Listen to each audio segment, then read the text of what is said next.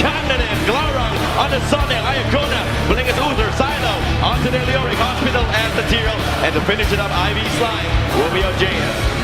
Alright guys, well on the red side of the battleground, that is Cloud9. It's going to be Dump Train playing as Rhaegar, King Caffeine, the Warrior on Johanna. Fan going to be on Zeratul, K1 Pro, playing as Tyrande and Idric, rounding up the team as Illidan. Now, I want to point out the fact that we've seen quite a few Tyrande bans, and that's because K1 Pro, easily the best Tyrande player in North America. He's shown how excellent he is with the precision of that Lunar Flare and the power of Hunter's Mark. Facing a triple warrior composition, if Sonya goes too far in, she's going to be equally as vulnerable as the Illidan that could dive forward to the stuns. There's going to be enough space on both sides. This is a pretty big battleground. Illidan's going to take some time at the bottom lane. I think that's going to be okay. The rest of them, rotation's going to be important, but you want to make sure that you have a bit of a space here to soak those EXP. Zeratul as well as Tyrande will set up some pretty good ganks, and that's really important. Those rotations coming in. For Cognitive, they also have some recipe on their own, and there we go. Already fanning K1 Pro doing some damage, but Glaurung with some slam.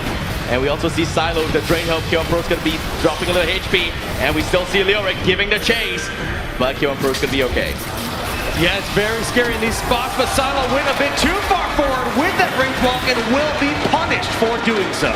Yeah, you give the chase, you have to make sure they follow up as well. The rest of the team actually decided, okay, I'm not going to follow you there, and they decided to pull back out. So we see a bit of a level lead for Cloud9, pretty negligible right now at this stage. But bottom lane, it's interesting to note that there's Illidan versus that Tyrell now top lane. Oh, Iacona dropping a lot of HP. Those first damage coming in fast with the right-click damage will take down that Uther. The power of Tyrande being shown off their Hunter's Mark, just allowing them to power through the big health pool of Uther. Great start here on the side of Cloud9.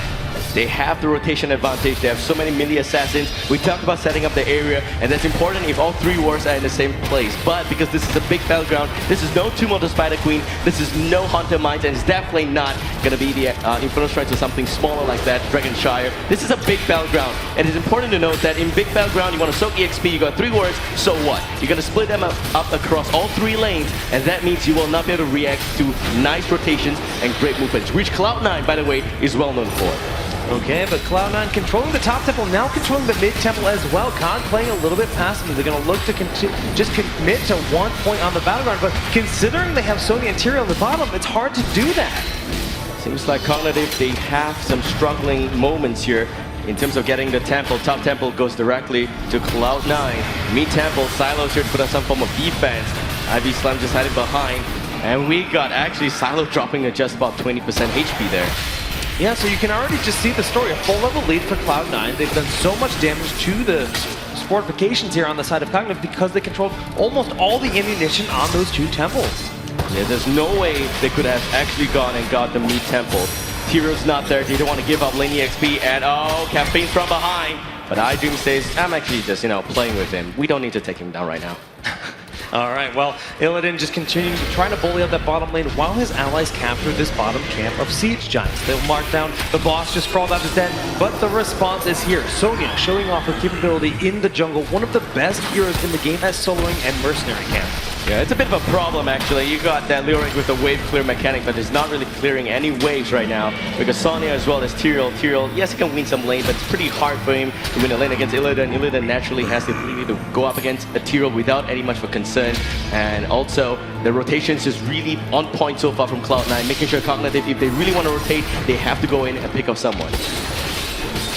Okay, well moving forward here, we do see the control in the middle. Level 7 has been reached by Cloud9, taking a slight advantage for the talents for a brief moment in this game. Kaga's just going to sit tight and soak up the experience they need to hit level 7 themselves. Tyrell actually went for the Smite talent. That's actually very good for him because so much good damage there on heroes, also amplified healing. So in terms of having 3 wards, you're seeing some shared responsibility between tanking up damage from both Tyrell and Leoric. For Sonya, she's going full on Browser mode. That's going to help doing a lot of damage. Uther with some clans getting picked up right now. That's pretty important to note because he will be providing utility, safety mechanics to the rest of his team. Yeah, it's a nice pickups here for both teams. Giants being collected as well. Tyrande really just waiting for that level 7 talent, debating if she wants to pick up Mule for this game. K1 Pro are doing a bit of a unique build, a lot of focus on the auto attacks in this matchup. It's pretty good to see that Cognitive is just not taking the fight to Cloud9. They know they have the early game lead already. They're just gonna play it slow. Bottom temple will spawn right now. Glaurung is in this area. Speaking of that, hospital drops very low. But Silo, Ivy Slime, they're all in this area. Not having Brightwing is hurting the team because mobility is suffering. And Silo gets picked off here. He won't go down. So far, 3 takedowns for Cloud9 and 0 for Cognitive. 3 takedowns is the control of all 3 temples that have been part of this game. They have more than a level lead. They are looking so very dominant on Sky Temple. They're pushing the bottom fort as well. This means some ammunition will be saved up here to fire away at the mid fort. And it's really important that Cognitive defends the mid fort. They've already lost the healing well. The rotations between the lanes will not be smooth right now. They cannot afford to tap the well and rotate top and bottom. That's going to be pretty tricky. Oh my goodness. Are we looking at that? Oh yeah, Scorpion King versus Cloud9. New game, guys. And Cognitive is not aware of this at all. They're just trying to put some pressure onto the top lane as they're aware that Cloud9 is still sitting on the bottom temple. This is the best possible response. Having this boss to march down the bottom lane where the fort's already been destroyed, but Cog making the best out of a bad scenario, doing so much damage to the top lane, helping them get towards level 10. This trade here may actually not be worth it. If they're not able to go back and defend, the boss will take down those gates as well as towers. They're all using the Hearthstone now to pot back. Silo, oh my god, it's gonna get caught out here. Brave Wall will be used. Idri is trying to give the chase, but there's no lockdown. Lunar Flare will not connect. Silo sidesteps that really well. Glaurung and the rest of the team is here. Silo still will actually take the fall, and you are not prepared. We get Idri jumping on Iacona, and that's 2 takedowns on the side of Cognitive. Iacona looked like the squishiest hero in the game with Hunter's Mark on someone like Jaina, just getting plowed over by Illidan. Now they're pushing in the boss in the bottom lane. They're moving into the middle lane. The towers will collapse and increase the experience lead for Cloud9. A very convincing lead here for Cloud9, 2 levels, and Cognitive is just struggling to get those heroic talents back up here at level 10. They will lose the get at the mid lane and losing the get at the bottom lane as well, I believe. We'll have to check that out. All right, but level 10, yeah, they have the heroics, so this is going to help them out quite a bit. Divine Shield is the playmaker that they really desperately need for Sonya. With Wrath, she can dish out so much damage, and with Divine Shield, she's safe to get the healing from the Whirlwind. The triple healing they changed in the last patch really helps her stay alive and do so much more damage in these matches. Glaurung just actually playing very safe at the top lane, facing the wall there, doing some reflections. Gotta make sure that, you make some good plays here. 2-level lead for Cloud9, and I believe the triple warrior composition here from Cognitive will pay off because they all have their heroics, and this is where the next big fight's gonna happen. Temple will spawn at the mid lane. 10 seconds, Jake.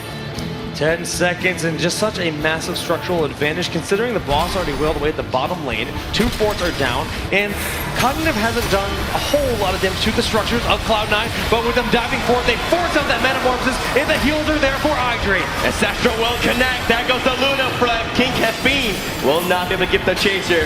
All of those heroics used there to try and pick up the Illidan were completely wasted. Oh my goodness, this split push is so smart. Fan with these Giants taking out these back towers, and this will get them level 13. Fan thinks he's Abathur right now. He's been playing too much Abathur. He needs to get out of there because they know he's there. Blizzard will connect. Glaurung from behind. The Fan with some cleave. Where is the help? Oh, we got Cloud9 swinging by. Could be a turnaround. We don't know just yet. And we have Jaina in the vicinity as well. But there we go. iDream versus Glaurung. And the Lunafer connect. Glaurung goes down. Cloud9, they are in town. Silo with the right ball trying to get away. Ivy Slime pulling back. Divine Shield connects. And the rest of C9 well pulled back. A beautiful lunar flare by them.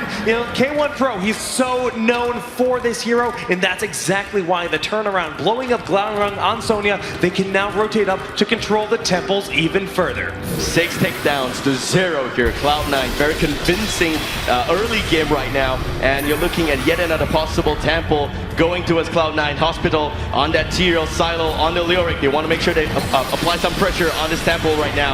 We got Glaurung Slime as well as Iacona, and another Metamorphosis. Starfall connect. They condemn on 3 targets. Glaurung with the Whirlwind will not be enough, and he goes down. 3 targets still up on the side of Cognitive, but iDream, he wants some blood. It's going for the Sminias there to to get up so they correct heals on this right click, but Cloud9's knocking on again. They don't need the temple. They have the numbers. They're going directly for this key. The setup from that Condemn was just devastating amounts of damage. They take out the wall, and like you said, just back on up, control the temples. They're actually going to end control both of them. Zeratul staying forward here in the bottom lane. Illidan making his way to the bottom temple while we just saw those two controlling the middle temple. They're going to start to lose their keeps here at this rate. I actually thought Cloud9 was actually going for the mid keep right there because they have the talent lead. And look at this, 3-level lead in game number 2. This is disastrous. Both temples firing away. And oh god, we're looking at Judgment connecting, but CFS too close to the structures. Their hospital will drop a lot of HP, and the Sentinel is not really connecting on their target, but will kiss the face of Leoric. Dump Train will have to pull back. We see the Ancient Spirit rough on the Berserker, but, well, the Wolf can run. The Wolf can run. I just want to point out like how crucial it is that Zeratul blinked in that situation. If he didn't blink before the Judgment connected, it would have been lights out, but it might be the situation for K1 Pro. The heal, the Ancestral does connect, and a massive Void Prison is laid down. There we go, yet another man of opposition. Glara getting healthier by the Divine Shield, but he may not be here now. Tyrael is gone, Sonya is gone. We see Ralph of the Archangel just bursting on Dump Train. He's going to be okay. Silent is gone.